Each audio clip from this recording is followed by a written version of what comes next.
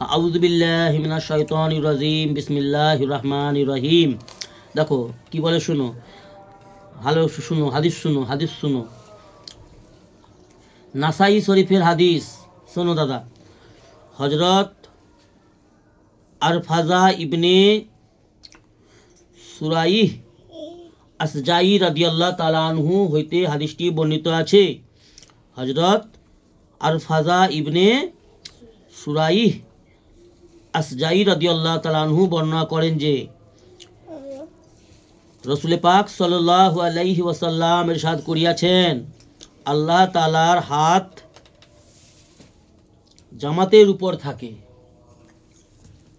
হযরত আরফাজা ইবনে সুরাইহ আসজাই রাদিয়াল্লাহু তাআলা আনহু বর্ণনা করছেন, রাসূলুল্লাহ সাল্লাল্লাহু আলাইহি ওয়াসাল্লাম ইরশাদ করিয়াছেন, আল্লাহ তাআলার হাত জামাতের উপর থাকে।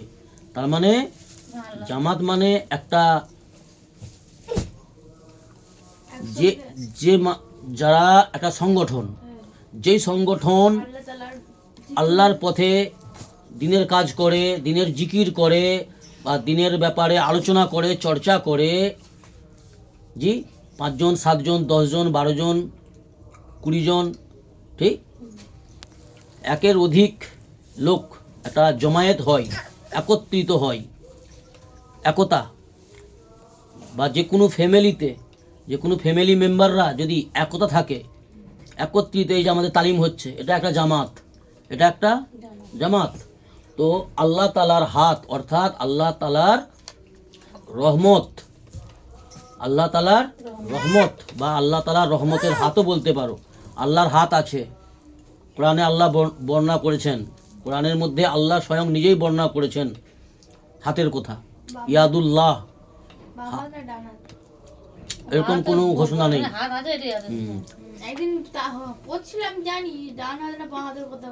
না, ওটা সেই আমাদের শোয়ার ব্যাপার, শোয়ার কথা। ডান দিকে ওরা ডান হাত গালের নিচে রেখে শোয়া সুন্নত, নবীজির সুন্নত। কিন্তু আল্লাহর ডান হাত বাম হাত নয়, আল্লাহ দুটো হাত এমন ব্যাপার নয়, আল্লাহর হাত আছে এইটুকুই। আল্লাহর চোখ আছে, জি আল্লাহর চোখ এমন দুটো চারটা একটা এমন বিষয় নয়, আল্লাহর চোখ আছে, বাস এতটাই। যতটা জানানো হয়েছে ততটাই জানা ভালো আর ততটাই বলা ভালো। বাড়াবাড়ি করে বেশি কিছু বলা যাবে না, জি মাথা মেরে, নিজস্ব মাথা মেরে বুদ্ধি খাটিয়ে কোনো কিছু বাড়ানো যাবে না আর কমানো যাবে না কোরআন হাদিসের ব্যাপারে, বুঝে আসছে? আল্লাহ তাআলার হাত আছে, হাত ইয়াদুল্লাহ বলা হয়েছে, হাত শব্দের অর্থ কোরআনে আরবিতে বলা হয়েছে ইয়াদুল্লাহ। তো আল্লাহর রহমতের হাত জামাতের সঙ্গে থাকে, যারা একত্রিত থাকে, একতা, বুঝে আসছে?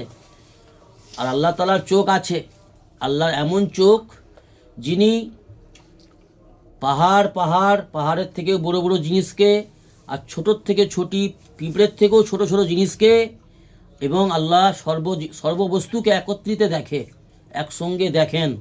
তো আল্লাহর চোখ কেমন কি সেই বিষয়ে আমাদের ধারণা নেই আর আমাদেরকে সেই বিষয়ে জানানো হয়নি। আল্লাহর চোখ আছে, আল্লাহ সমস্ত কিছু দেখেন, এটাই জানানো হয়েছে, এতটাই জানা দরকার আর এতটাই মানা দরকার, বুঝে আসছে? তো এখানে কি বললো শুনেছ?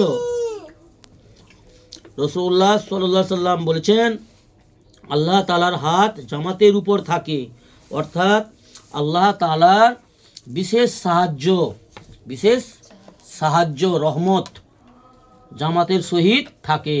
সুতরাং যে ব্যক্তি জামাত হইতে পৃথক হইয়া যায়, যে ব্যক্তি জামাত হইতে পৃথক হইয়া যায় তাহার সহিত শয়তান থাকে। যেমনভাবে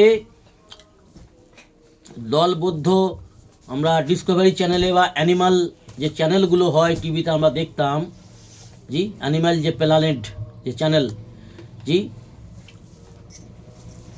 জঙ্গলি ভ্যাঁস, জঙ্গলি গরু বা জঙ্গলি হরিণ, জঙ্গলে যে হরিণ থাকে, তারা যখন একতা হয়ে থাকে,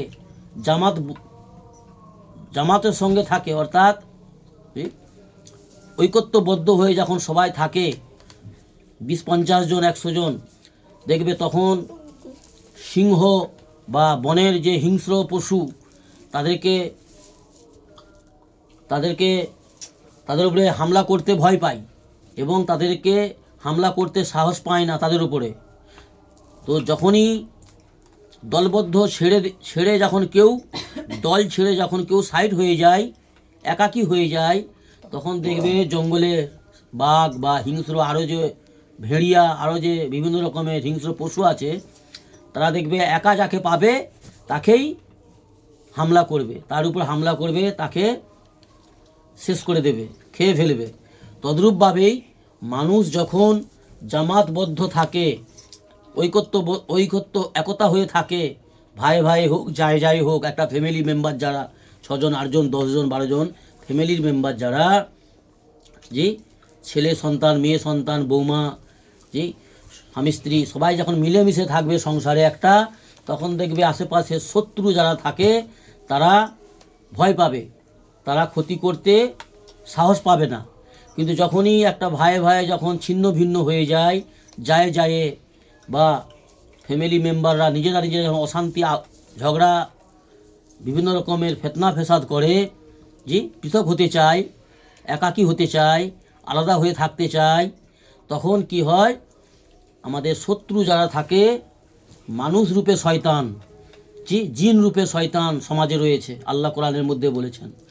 তো শয়তান তখন একা পেয়ে তখন কি করে হামলা করে, অর্থাৎ সংসারের মধ্যে বিভিন্ন প্রকারের ক্ষতি ঘটায়, জি, অশান্তি লাগিয়ে দেওয়ার চেষ্টা করে, জি জি ভ্রান্তি বুঝিয়ে, ভুল ভ্রান্তির বুঝিয়ে, জি, এর নামে ওর কাছে বদনাম, ওর নামে এর কাছে বদনাম, এরকমভাবে সমাজে যারা আমাদের আশেপাশে সমাজে যারা দুশ্মন শত্রু রয়েছে, জি, মানুষ রূপে শয়তান রয়েছে, জিন রূপে শয়তান রয়েছে, তারা তখন ক্ষতি করতে চায় যখন আমরা পৃথক হয়ে যাই। কথা বুঝে এলো?